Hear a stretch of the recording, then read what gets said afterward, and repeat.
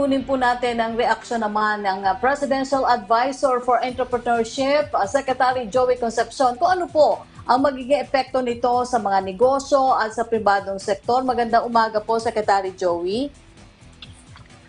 Magandang umaga rin, Yusek Rocky. Opo. Sir Joey, ano pong reaksyon ninyo dito nga sa pagpapatupad din ng Alert Level 3? Nadagdagan po ito sa Rizal, Bulacan at Cavite simula po bukas, January 5. Kasunod din po ng Alert Level 3 dito sa Metro Manila na nagsimula po kahapon. Yusek Rocky, alam natin no, nung last year, nauna yung private sector, i-lockdown ang noong August 8 at nasunod na naman yan. At nakita natin yung result, yung fourth quarter natin, bumagsak ang mga kaso. At syempre, dito sa fourth quarter, importante yung quarter yan. Dito bumabawi yung mga negosyante sa mga lugi nila. So, tumaas ang mobility. Kasi alam naman nila, bumagsak ang mga kaso, Christmas naman, at lumabas sila kasama ng mga pamilya, nag-shopping, kumain sa labas. So, halos ang daming tao lumabas itong fourth quarter. So, mabuti sa economy, but syempre, dahil tumaas ang mobility, yung risk na tataas yung level of infection, nandiyan na rin yan. At nakita natin, halos bandang huli ng December, tumataas ng mga kaso. Sa tingin ko, dahil that's the result of greater mobility. Pero dito sa first quarter natin, nakikita natin ngayon, babagsak uli ang mobility dahil siyempre naubos ang mga pera nila dahil sa Christmas spending at normally the first quarter is the slowest. So itong alert level 3, tamang-tama lang yan kasi yung negosyo matubang ngayon eh. So alert level 3 halos pareho na rin yan eh dahil sa matubang na negosyo. So palagay ko, yung infection level natin ngayon, siguro dadahan, bababa na rin yan eh. Pero importante dito kasi ngayon, yung mga booster shots natin. Kaya last year, we appealed to the DOH and FDA that they should accelerate the booster shots between 3 to 4 months. At nangyari naman yan. Approved na yan. At we are now going to implement it this year. No? This first week, marami ng private sector kasi dumaksang ngayon ng mga bakuna. Full arrival na kami sa AstraZeneca at Moderna. Full delivery na ang nangyari ngayon. So marami ng bakuna pwedeng gamitin para sa booster shots. And that the implementation is going to be rolled out now. I'm happy that the MMA chairman and the mayors support the mandating of protecting the unvaccinated. Kasi ang delikado dito, ang mga hindi bakunado, kung mapuno ang hospital natin, diyan magiging hard lockdown. Hindi na uobra yung granular lockdown kung talagang punong-puno ang hospital. So dapat ingatan natin yan at i-prevent natin. Ngayon, pumapasok ngayon nandito ng Omicron, may Delta na rin tayo, pero mas nakakahawa yung Omicron at pero mild ang mga kaso. So we should look at the numbers differently. Maski tumaas yung mga kaso at 3,000, pero fully vaccinated naman ang na-infect, chances are, gagaling lang sila sa bahay nila. Pero ang sinasabi ni Benher, ang sinasabi ng private sector, yung unvaccinated, ang pinakadelikado dito sa mga variant ng Delta at Omicron. Opo. Sir Joey, sa palagay nyo, dapat din ba daw i-adapt ng Rizal, Cavite, Bulacan itong no vax, no labas policy ng Metro Manila Council? Kasi somehow daw po, same din ito sa matagal ninyong iminungkahi na bakuna bubble. Yes, I fully support it that finally we're putting more teeth into implementing. Kasi this is the common good.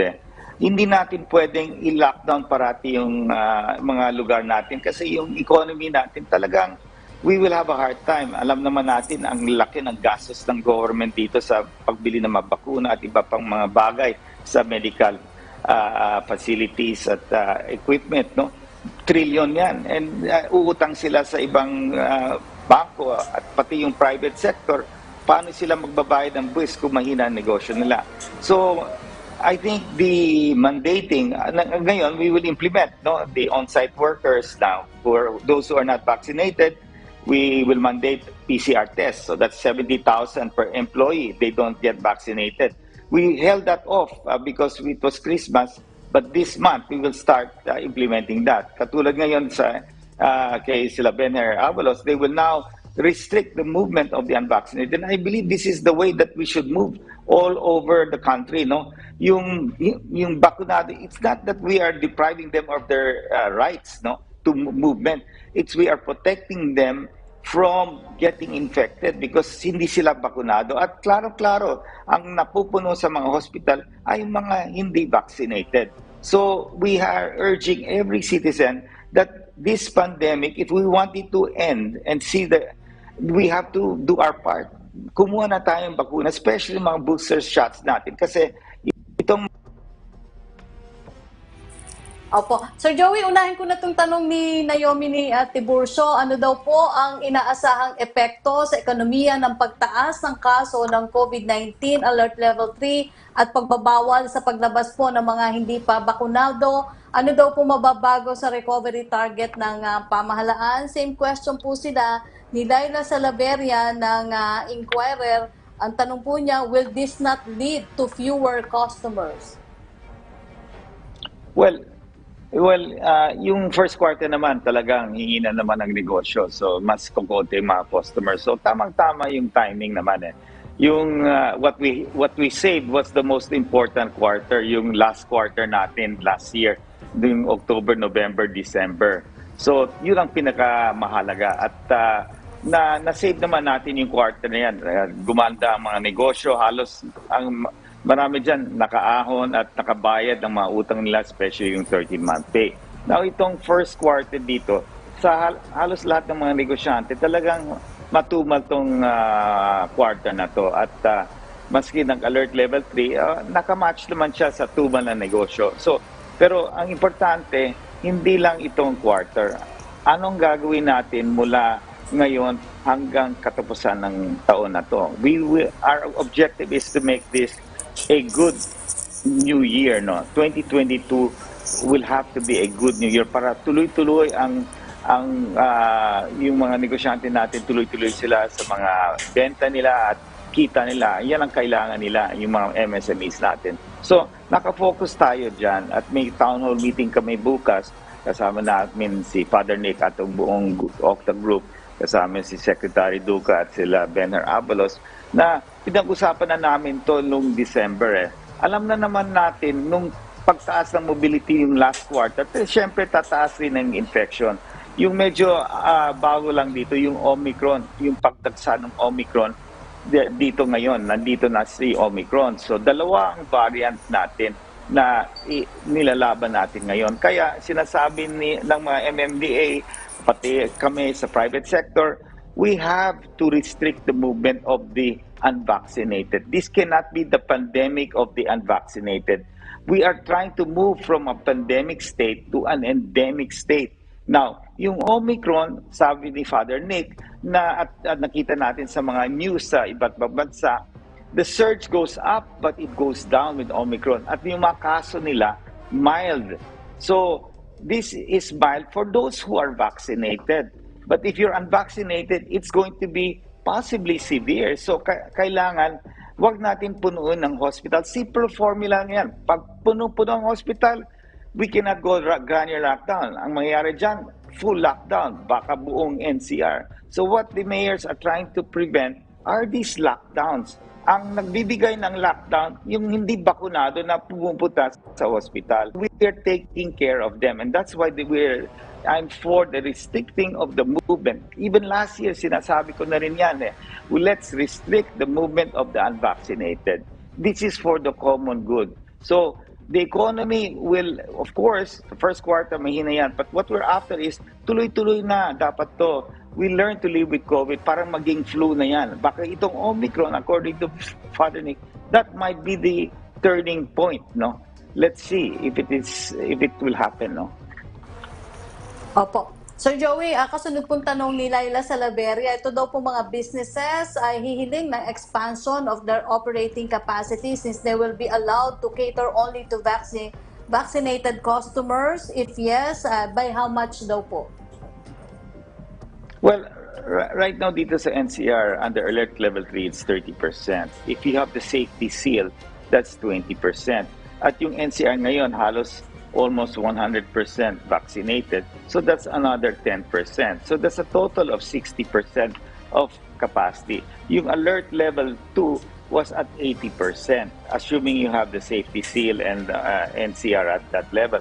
So ang diferensya lang noon, halos mga 20%. Siyempre, mga ibang negosyo, yung mga bars, mga amusement parks, sirado. Kasi yung bars talaga is a breeding ground for all of this infection. Nakita natin sa Christmas season, yung dito talagang hawaan. At dito sa UK, ganyan rin. So, we will have to sacrifice this. But eventually, hopefully, yung booster shots natin, the implementation of the private sector starts now. So we're really pushing all of the companies to start boosting their employees. At yung mga LGUs natin, those who've taken their doses, syempre, the 2 vaccine, hindi pa pwede yung booster. They have to wait for another 3 months from their last dose. So, pero marami dyan nakuha ng bakuna, they have to already go for their booster shot. This is the only way, Yusik Rafi, that we can sustain this economic recovery, opening up the economy safely. Opo. Sir Joey, sa kabila nga daw po ng minimal effect nitong Alert Level 3 sa mga negosyo, gaya rin po ng sabi ni DTI Secretary Lopez kahapon, posible naman daw po umabot sa 200 million pesos yung mawawala sa ekonomiya dahil dito sa pagsasailalim sa Alert Level 3 ng NCR. Ano daw po masasabi nyo dito at paano naman po yung pagpapalawig nito sa Greater Manila area?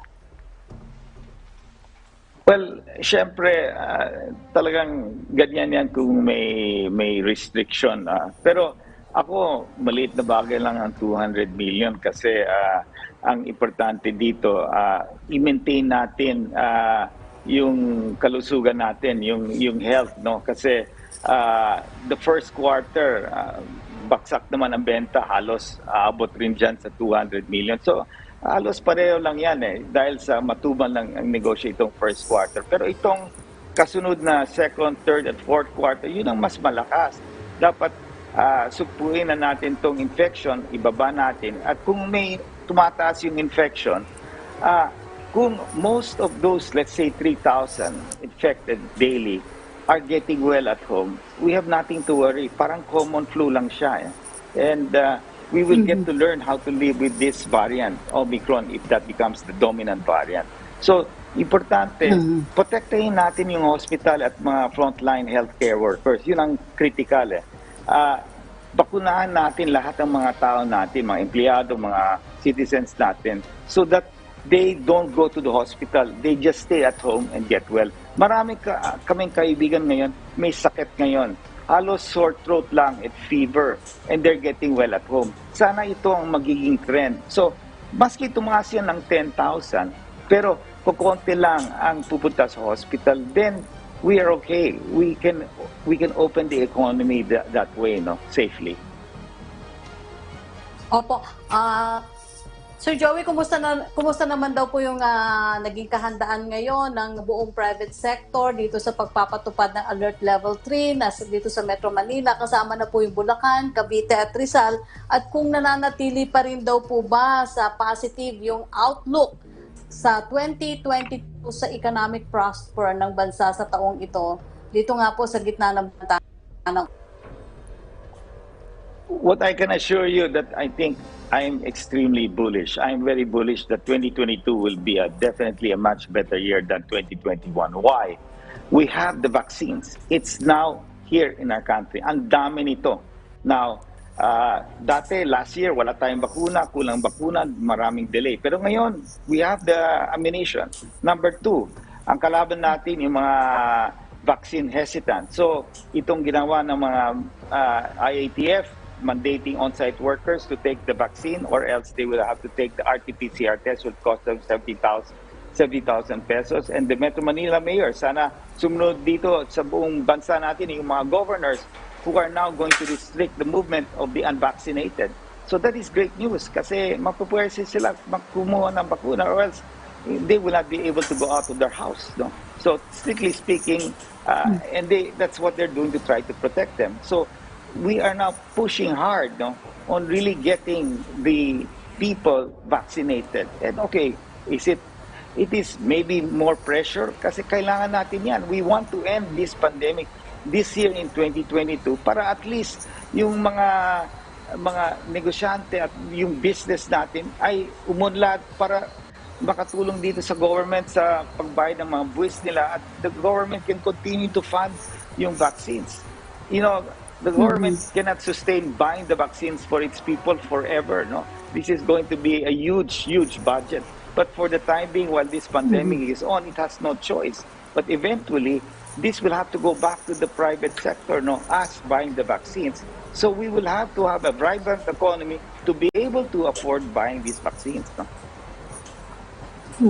Opo. Sir Joey, kami po ay nagpapasalamat sa inyong pagsama sa amin ngayon at siyempre sa inyong panahon. Presidential Advisor for Entrepreneurship, Secretary Joey Concepcion. Mabuhay po kayo. Salamat, Sir Joey. Salamat. Salamat rin, Yusek Rocky. Thank you.